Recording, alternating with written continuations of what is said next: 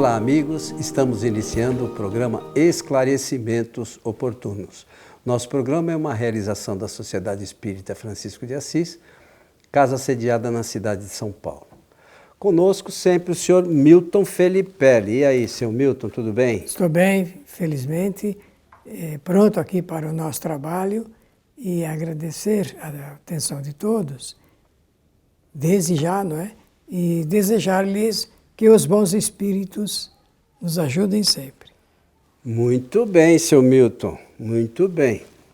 Vamos aqui atender mais uma solicitação. Diz a pessoa: a morte de uma pessoa ocorre porque o espírito se desliga do corpo físico ou porque o corpo perde a condição vital? Uma bela pergunta. Sim. Doutrinariamente, de acordo com o que recomenda o Livro dos Espíritos, não é? Fazendo perguntas dessa natureza, dá chance de a gente se reportar ao conteúdo doutrinário. Então, vamos começar pela via natural. A via natural. A via natural, o caminho natural, é exatamente esse que a pessoa acaba de se pronunciar na pergunta no final. A morte, a desencarnação do espírito ocorre terminado todo o conteúdo vital do seu corpo físico. Do seu corpo físico. Então, o fluido vital, a vitalização do corpo, é feita através de um processo ainda pouco conhecido da própria ciência, não é?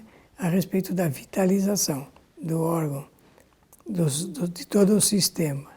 Quando o corpo ele não tem mais esse reservatório vital, ele emite, obviamente, as suas mensagens para o próprio espírito que está ocupando, está se transmitindo através do corpo físico.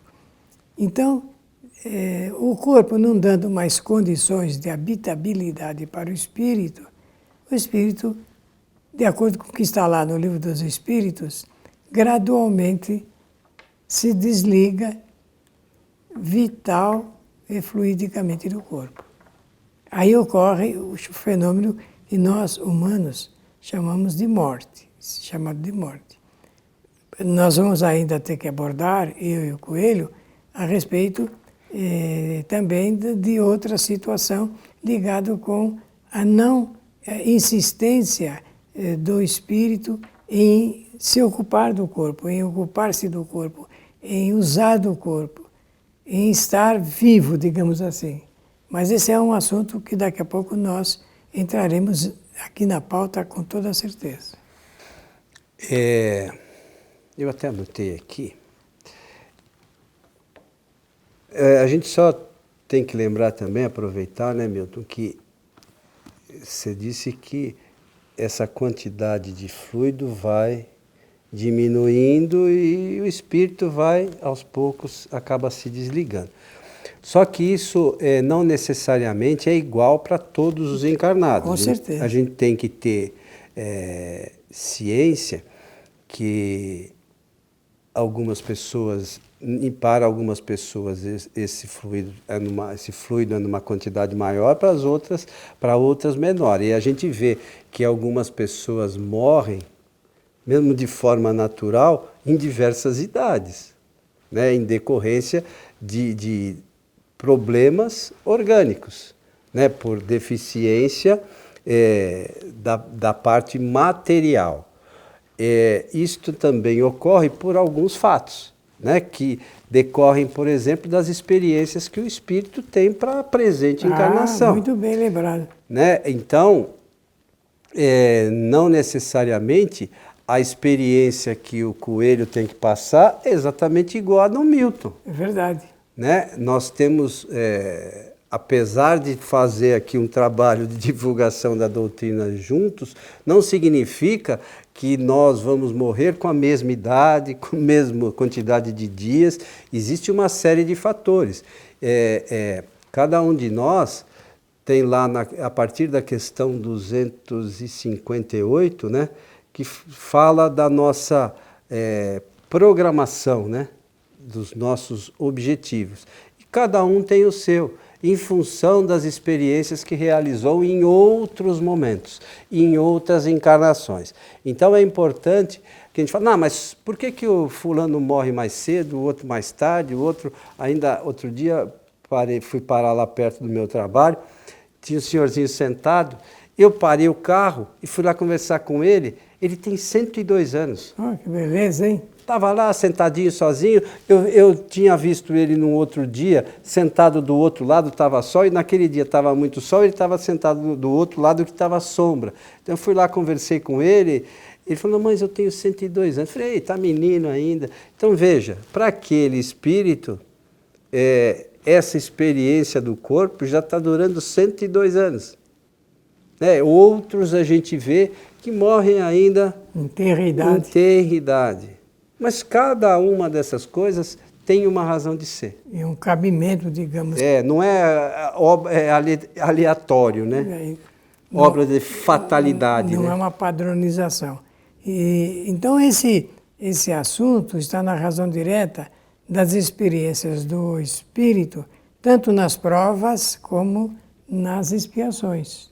Porque esse planeta é um planeta destinado a provas e expiações. Olha, meus amigos, quando eu digo é um planeta destinado às provas e às expiações, significa que uma pessoa passa pelas provas e também ou passa pelas expiações, de forma que não tem como escapar, porque o planeta é um planeta ainda inferior e cujos espíritos ainda são inferiores e estão aqui exatamente para passar por essas experiências novas.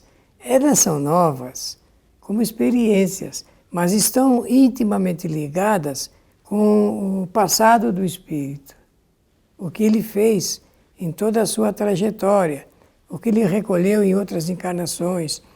Não há um destino, esse assunto ligado com a destinação é uma figura de expressão. Eu, às vezes, uso também essa palavra, mas em casos especiais e sob um aspecto de figuração, porque, na realidade, o que nós passamos aqui são efeitos de causas anteriores. E o assunto ligado com a encarnação e a desencarnação também tem muito a ver com isso. A encarnação e a desencarnação têm a ver com as causas anteriormente produzidas e com os efeitos que hão de surgir após a encarnação do espírito. De forma que é preciso um pouco de cuidado, e você fala bem, Coelho, porque nós não podemos imaginar que todos passem por essas experiências. Melhor dizer, que nem você falou, as mesmas experiências. É melhor sempre pensar nisso, porque a pergunta sugere uma porção de coisas, ela dá chance da abordagem de maneiras diferentes. Mas, como está lá no Livro dos Espíritos, e conforme a própria ciência pode conferir, a ciência do mundo material, a morte é um fenômeno que resulta do esvaziamento de fluidos vitais do corpo físico. Acho que, em suma, a resposta para a pergunta é essa. Agora, as argumentações, as considerações e acréscimos nós vamos poder fazer. O tempo é uma outra história que vai decorrer das necessidades das experiências que o espírito tem que realizar. Eu já falei aqui diversas vezes, eu sempre acho que, e a gente pensando bem, tem que pensar bem, né? As questões das provas e expiações são todas elas escolhas do espírito. As provas, né, a partir da questão dos 258, que trata das escolhas de provas, o espírito dá alguns passos, né, para o espírito progredir mais rapidamente. Esses são os objetivos das provas. As expiações, na realidade, são consequências das escolhas. Isso. Então, são consequências do livre-arbítrio. Isso mesmo. Então, pela ação do nosso livre-arbítrio, nós geramos causas que têm efeitos. É sempre assim que funciona. Então, na realidade, por pior que pareça às vezes as experiências relacionadas que a gente possa chamar aqui de expiação, elas decorrem de uma escolha nossa. Com certeza. Por certo, às vezes errada, né?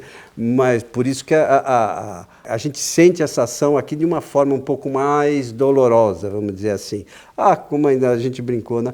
Eu nunca fiz mal para ninguém. Ué, mas se não fez mal para ninguém, nós não brincamos isso sobre... Porque uma pessoa sempre fala isso, Pois né? eu não fiz mal para ninguém. E por que eu passo por essas coisas? Pois então, é porque a gente esquece que a gente tem diversas encarnações. Talvez talvez não, com toda certeza, as circunstâncias que envolvem a nossa vida hoje são efeitos das situações que nós geramos no passado. É simples assim. Se vai ser pouco tempo ou muito tempo, também depende das necessidades para a evolução do espírito. Hoje, a versão é um pouco melhorada, não é? Mas Pois é. Antes, em outras edições, a coisa não estava assim, dessa forma. Então, vamos observar esse fato que ele é importante do ponto de vista da doutrina espírita e também para o estudioso, né? Quando chega o momento da desencarnação, estamos falando do ponto de vista natural. Do ponto de vista natural. Quando chega o momento da desencarnação, o espírito não há como prorrogar. Ele não pode falar, olha, eu estou pedindo aqui uma moratória de mais um mês, 2 meses, 1 ano. Não há, porque conforme temos dito em nosso programa, a história de cada espírito está na razão direta das suas necessidades evolutivas. Então ele pode, obviamente, fazer algumas previsões para ele mesmo, algumas previsões, quer dizer, ter uma visão antecipada. Entretanto, ele não tem meios de alterar a lei natural. E a lei natural obriga o espírito realmente a passar por essa sequência natural. E a desencarnação é um momento em que os espíritos disseram a Allan Kardec que não existindo fatalidade, o uso da fatalidade, se tivermos que usá-la numa excepcionalidade, vamos ter que usá-la exatamente no momento da morte. Aí o espírito pode usar na excepcionalidade. Senão, ele não tem como fazer mudanças a isso, porque realmente obedece às leis naturais. E as leis naturais, meus amigos, são as leis do Criador, as leis de Deus, que os homens preferiram usar dessa palavra. E essas leis são soberanas. As leis de Deus são imutáveis. As leis de Deus são imutáveis, imutáveis. Porque é uma lei natural. E a gente tem que lembrar que, além de ser imutáveis, elas servem para todo o universo. Sim, né? Elas sim, não sim. são exclusividade dos espíritos que habitam o planeta Foi Terra. muito né? boa a lembrança sua. Né? Porque Deus é o criador do universo. Né? Deus não criou a Terra. Enfim, essas coisas a gente tem que prestar atenção. Mas eu queria aproveitar aqui, só no Livro dos Espíritos, na questão 154, Milton, fala sobre a separação da alma e do corpo, é só para ilustração. É dolorosa a separação da alma e do corpo? Aí os espíritos, Kardec perguntou, né, para os espíritos superiores, aí eles responderam, não. O corpo quase sempre sofre mais duramente a vida do que no momento da morte. A alma, nenhuma parte toma nisso. Os sofrimentos que algumas vezes se experimentam no instante da morte são um gozo para o espírito que vê chegar o termo do seu exílio. Veja que interessante. Na morte natural, a que sobrevém pelo esgotamento dos órgãos, como você está dizendo, em consequência da idade, o homem deixa a vida sem o perceber. É uma lâmpada que se apaga por falta de óleo, né? A lâmpada é aquelas lamparinas antigas, né? Só para... Então veja que interessante, né? A coisa acontece naturalmente. Desprendimento e pronto, não tem sofrimento nesse sentido, né? Não é um afastamento só, não. É o desprendimento de todos os liames de ordem fluídica que o espírito experimenta quando está no processo da reencarnação. Porque a desencarnação é o contrário da reencarnação. Da mesma forma como ele se uniu molécula a molécula, também vai acontecer no fenômeno natural da desencarnação. Então, esse unir e desunir molécula a molécula é o perispírito. Sim, senhor. Né? Que a gente, as pessoas às vezes falam da união do espírito, não é o espírito que se une ao corpo. O espírito, pelo seu pensamento, ele aglomera uma série de fluidos e esses fluidos que se ligam ao corpo físico. Então, a gente precisa saber a diferença, né? E o Milton falou, os liames são esses fluidos, né, que vão se desligando gradualmente à medida que o espírito vai chegando ao termo, né, final. Né? Quanto mais merecimento tiver o espírito, mais natural, mais levemente será esse fenômeno. Isso. É interessante nesse sentido, para quem quer conhecer a doutrina espírita, é dar uma estudada nos casos do céu e inferno, que existem casos lá relatados que o espírito participou do seu velório. Né? E ele conta, e ele inclusive já tinha combinado com Kardec, quando eu morrer, pode me evocar lá. Então, alguns foram evocados, teve um que foi evocado na hora do velório. Sim. E se manifestou. Então, é o que o Milton está trazendo aqui para a gente pensar. Então, se o espírito for bem elevado, o sofrimento é menor. E naturalmente, o desligamento se dá mais rápido. Do que por efeitos de traumas provenientes de desajustes do próprio espírito, desequilíbrio, porque somente o espírito que esteja numa condição superior é que ele permanece estável, porque os outros ainda estão em processo de desequilíbrio.